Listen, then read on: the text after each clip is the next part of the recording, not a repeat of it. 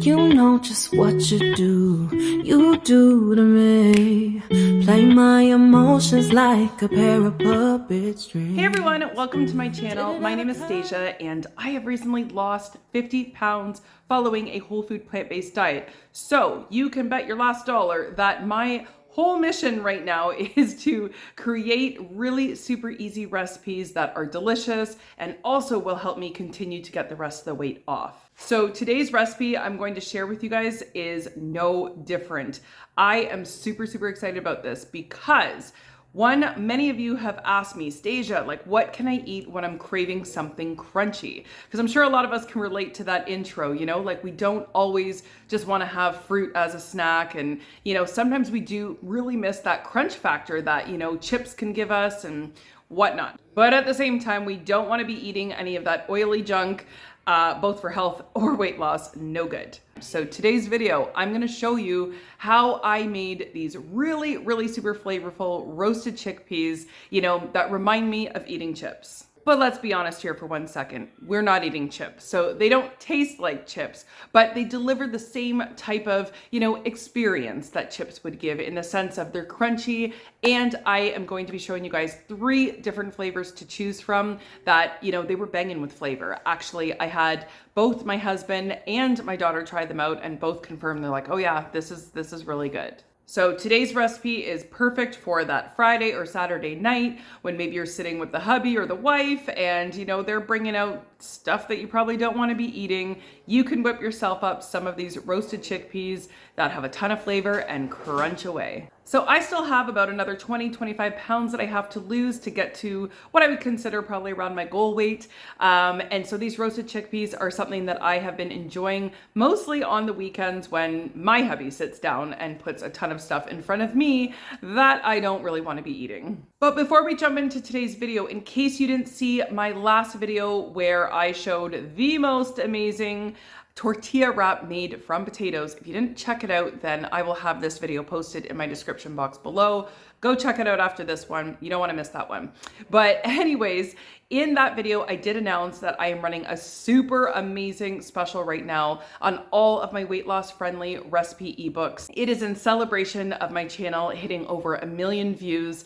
And it is just a big thank you to all of you supporting my channel and supporting my journey. I know a lot of you have reached out to me and said that, you know, you're wanting to get serious about, you know, your health and weight loss goals with spring and summer around the corner. There is no better time than now to get started on that. And so if you're in need of some more oil-free, whole food, plant-based recipes that are perfect for weight loss, because these are the recipes that I was eating to get the first 30-40 pounds off. So I can confidently say that they work really well. Then I would definitely try to take advantage of the sale because it has been my best sale yet. The sale will only be going on for a few more days. I had it running for 1 week in its entirety. So definitely try to check it out while it's still on sale, and I will have the link posted in my description box below. All right, everyone, so let's jump into those recipes. I'm telling you, if you are craving chips or something like that, then I got you. Don't worry, you're gonna love these recipes. Okay, so to start off all 3 of these recipes, I'm just going to be using a bag of chickpeas that I already had ready to go in my fridge. I love using homemade chickpeas made in my Instant Pot better than canned, but you can certainly use canned beans for any of these recipes. And I should also mention that all the exact ingredients will be listed in my description box below. So the first recipe are my cheesy garlic chickpeas. Oh my gosh, these ones are so yummy.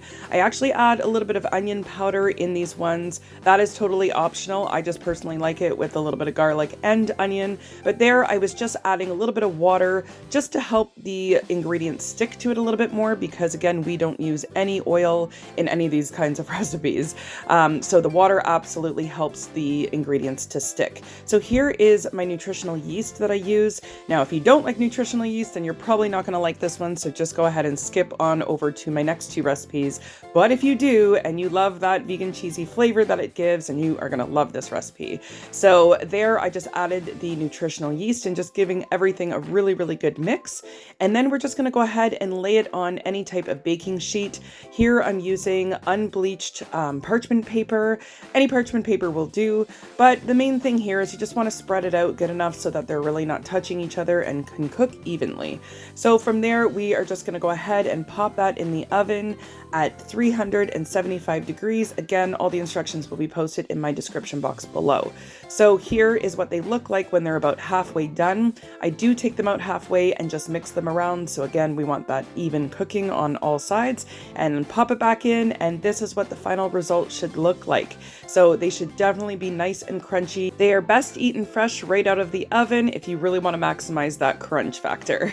So the next recipe is going to be salt and vinegar. And let me tell you, these hit in a way that I did not even expect myself. They were so good, possibly even my favorite out of all 3 recipes. So here I just added a 1/4 cup of vinegar and just gave it a really good mix to coat it evenly. And then I ended up just setting it aside to marinate for about a half an hour to an hour.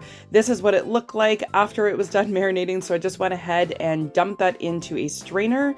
Don't rinse it off because we want that vinegar flavor, but just dump the excess vinegar out. And then here I'm just going to use my sea salt. That is the brand that I like to use, but of course any sea salt will work. So I'm just adding about a 1/4 teaspoon of salt. Now when I make this on my own, I don't measure out the salt. I just salt it to taste. So feel free to do the same. I just like to give you guys a rough, estimate of how much I like to use, but you definitely want to eat these a little bit on the saltier side if salt is not an issue, because the combination between the salt and the vinegar is just where it is at.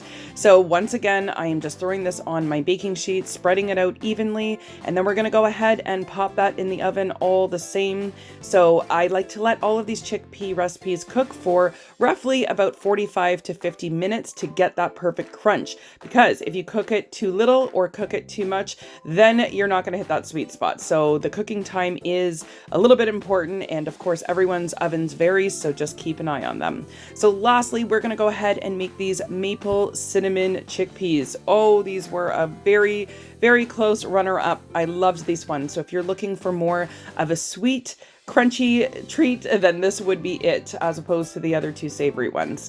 So here I just added in some maple syrup, some vanilla extract, and some Ceylon cinnamon, which, by the way, Ceylon cinnamon is the best cinnamon that you can use, not just I think it's the cassia cinnamon. I don't know if I'm pronouncing that right or saying it right, but at any rate, it's the Ceylon cinnamon that you're looking for. That's the healthier cinnamon.